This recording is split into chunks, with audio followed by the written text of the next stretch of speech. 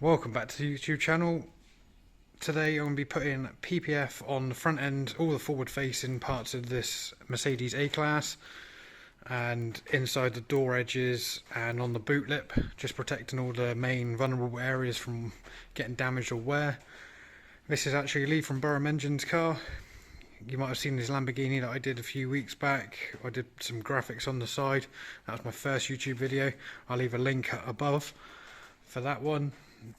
I'm going to be putting the Suntek reaction film on this, so that's got the self-healing and the ceramic coating built into it. Alright, let's get into it. So the only patterns I've actually got for this is the front bumper, which is the same. I've only got available the AMG line, whereas this is an edition, or black edition, not sure, not 100% sure, an edition anyway. So we're gonna have to.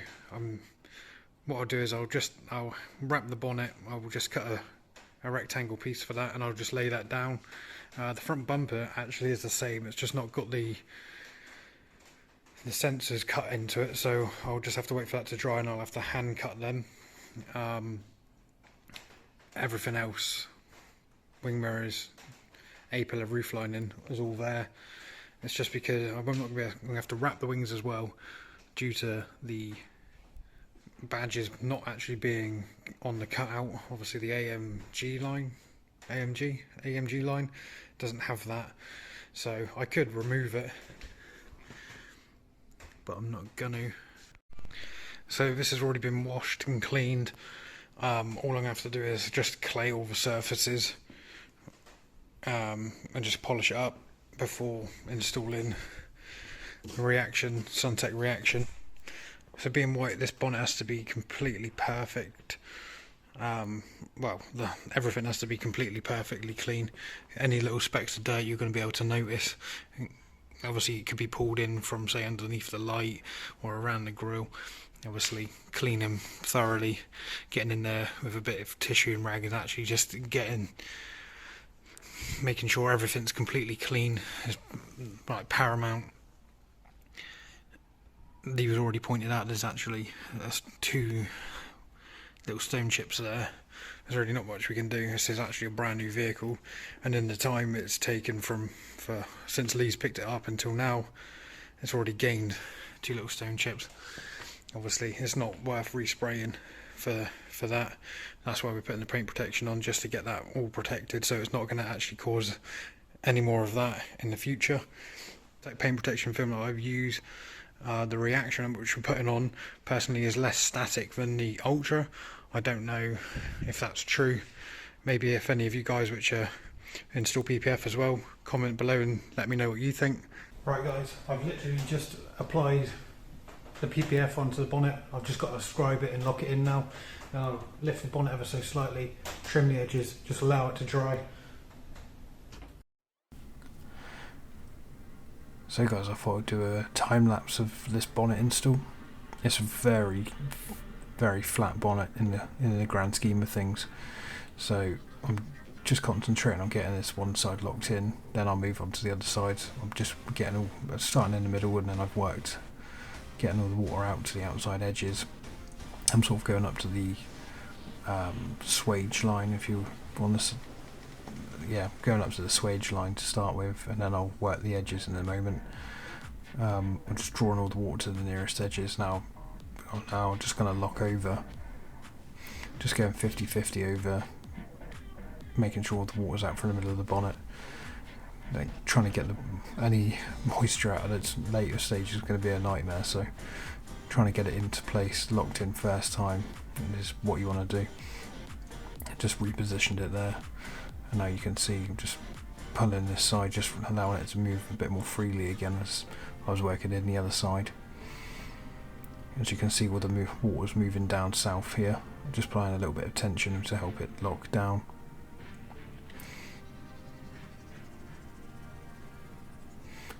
It's fairly straightforward and easy, this part, as the bonnet is so flat.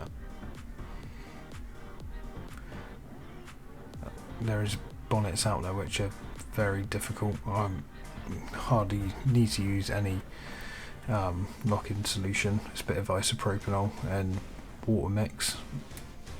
Very light. It doesn't need to be heavy at all for a bonnet like this. It's not massively curved. You could use a steamer. I've got a steamer available if I needed it, but this job, it just no point even running it for the cost.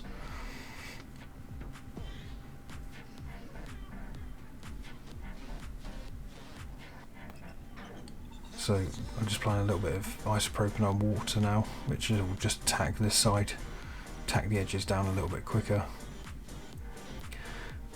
Just applying a bit of pressure, pulling it, not a massive amount, just letting it settle down nicely. Just working that liquid I just squirted into it out.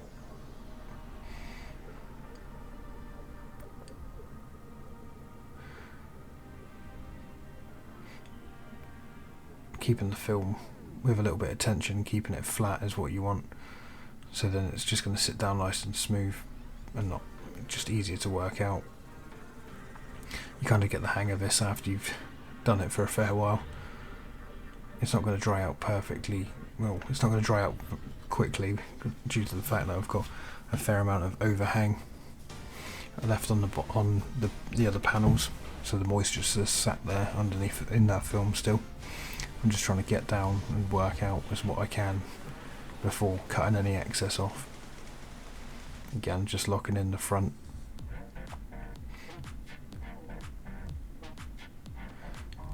It can take a moment for the water to completely move out of it. Having a steamer does definitely speed it up, but for using this isopropanol water mix, it's fairly just as quick, really. Especially on this bonnet of Lee's is so easy.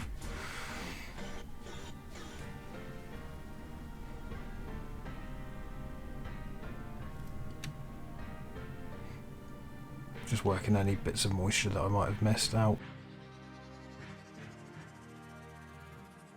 I've opened the bonnet. I've just put a paper towel roll on the lock so it won't damage anything.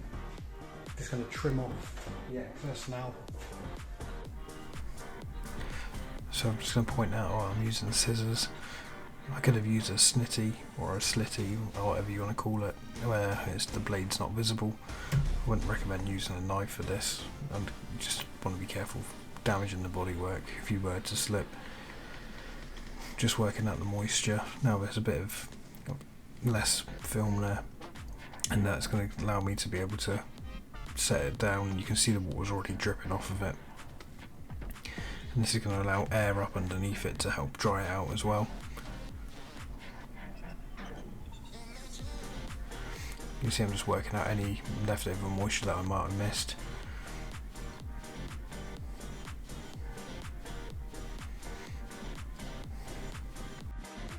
So the bonnet is now installed. I've gone over it, hard blocked it all out. You can see the edges are still wet, but I'm just going to leave them for several hours to dry out naturally. It's all to the edge. I'm going to be wrapping the bonnet. The only part I probably won't wrap is, well, the only bit I don't wrap is the corners, just for relief and to relieve the tension. This is why I love PPF, because you just cannot tell it's there. Obviously, the only way you can tell at the moment is because of the bit of hanging over the edge. But you look at that, you just can't. You wouldn't even know it's there. Obviously, some of the corners are still a bit wet.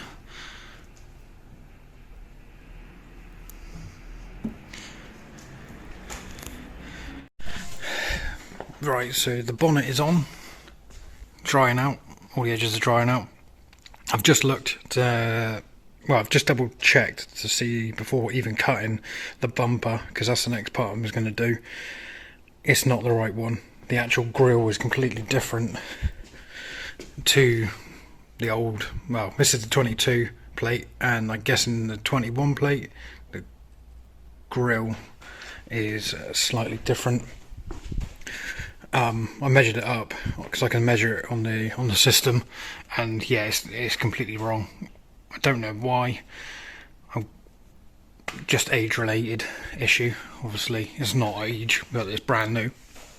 So what I'm going to do is, this will be one part, like as it comes on the system, there's one part there, and then this middle section from the lights down to here is 2, and then there's a third part where the splitter is here, and then the gloss black trim, which is here, is number 4.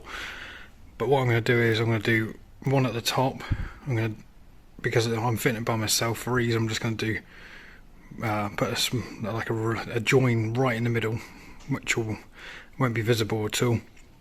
So that'll be 1, 2, and then 3 for the bottom, and then 4 for this side, and then 5 for the gloss bit on the very, very, very bottom. And obviously even the lights. As you can do lights with this stuff, it doesn't diminish any of the performance of a beam or anything. It's completely optically clear, so you're protecting your lights as well, which could save you. I should imagine on this thing it's going to be fairly expensive to change a light, but yeah, we can do that. Anyway, I'm going to have to make everything by hand now, which is going to be fun, or more fun, so I better get on with it. I forgot to mention, obviously, because I'm going to be joining it, the joins are going to have to be sort of seamless. Being white, any dirt which it's going to sit, if there's too much of a gap, you're going to be able to see dirt sitting on this lower edge. Obviously it needs to be as tight as possible, so literally it's not even seeable or noticeable, and then the dirt's not going to cause any issues by just sitting. Well, it's not going to, the dirt's not going to be able to sit in or on that line. So I've literally just installed this top piece now. As you can see, it finishes here. Obviously I need to trim it all in. I've trimmed out the badge. Can't even see the edge of the film. That's what we're going for, trying to make it look like it's not even there. Obviously this is paint protection, not perfection. So, and obviously I'm going to be putting a straight cut in there in a minute. Obviously I've just wrapped it literally just around the edge. Still a little bit wet underneath, as you can see. It just needs to be pushed and sat down. But other than that, it's looking good. So I've trimmed most of the excess off, left a little bit in and around the top for it to dry. I've now put a cut across here, or created a straight line on either side. I've also tried to get this thing off again, but it's not coming off. I don't know why. I'm guessing it's obviously bolted in from the other side, but I don't want to take the whole bumper off just to remove that plate. So what I'm going to do is put a piece in there, and then I'll put a join right in the middle, so a piece will go all the way along into this part, and then up and around, and then it will sit perfectly on that line there, and the same on that side. I've still got a partial part down there to trim and just allow to dry. It needs to be cut in. I'll just address this area here, making sure it can sit down alright. Obviously this still bit's got a bit of lift on it, but as it dries out it'll just sit down nicely. And then I'll just put a piece into there. See, all that needs addressing in there. I'm just going to leave it and let it dry out for now because it's still pretty wet. And I've actually cut this line in. Don't know if you can see it. See the joins here. Obviously you can just about see it's a little bit wet there, but in the centre you cannot see it at all. So I've just repeated what I've done on this side. Now I've just repeated on this side. I've obviously started cutting it in and around there. Cut out the light. I've just done this light as well whilst I was here, because I cleaned it all up, so I thought, well, I might as well just chuck a piece in whilst I was there. So the front bumper is nearly done, just got the lower part to do. I've just done this wing, as I had a piece already cut off for it which fit nicely, so I've popped that one on. Bonnet's still drying. I've push the edges around a little bit, as you can see. Just start pushing the edge around. I'll trim that tomorrow. Tune in to see the next video, and that'll be where we carry on with Lee's Mercedes. Anyway, cheers guys.